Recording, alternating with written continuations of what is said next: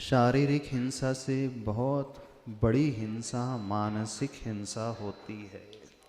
इस बात को समझे। यदि आप किसी की बुराई का प्रचार करोगे,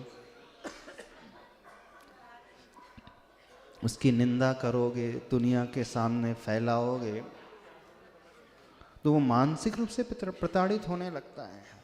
और ऐसे भी केसेस देखने में आए हैं, व्यक्ति डिप्रेशन में भी चला जाता है।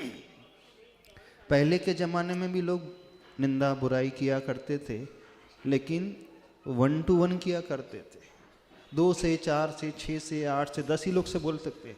लेकिन आपने एक सोशल मीडिया में मैसेज लिखा, न जाने हजारों नहीं लाखों लोगों तक वो मैसेज तुरंत वायरल हो जाता है। नाम कमाने में बहुत वर्ष लग जाते हैं, और किसी को बदनाम करना हो, एक क्लिक सब बदनाम हो जाएगा। सीता जो शीलवती नारी थी, उसका दुष्प्रचार धोबी के द्वारा हुआ था।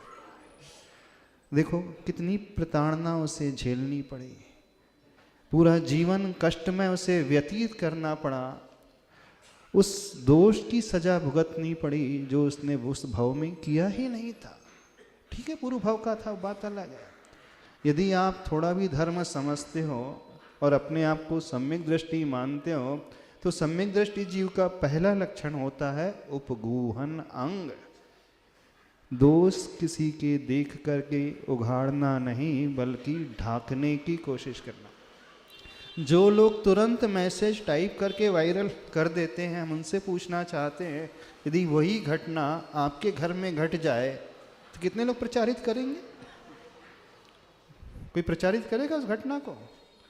बिल्कुल नहीं करता। तो उपगूहन अंग का पालन कैसे होता है?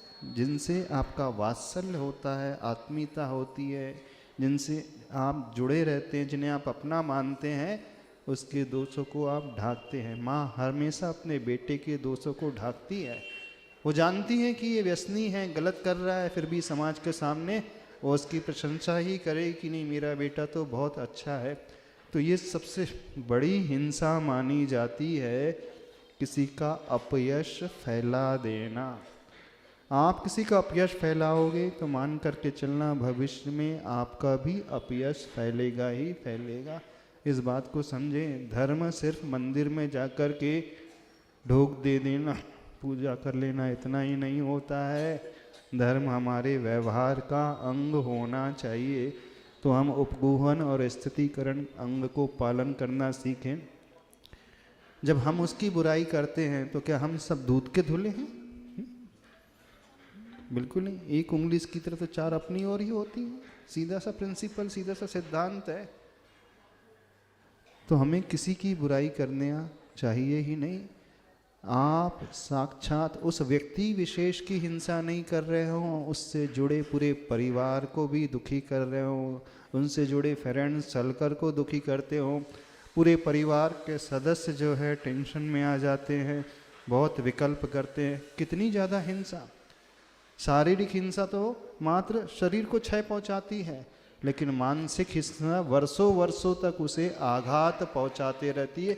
न जाने कितने लोगों को आघात पहुंचाती है। तो बिल्कुल इससे बचना चाहिए। हिंसा वह कहलाती है प्रमाद के योग से प्राणों का व्यपरोपण करना।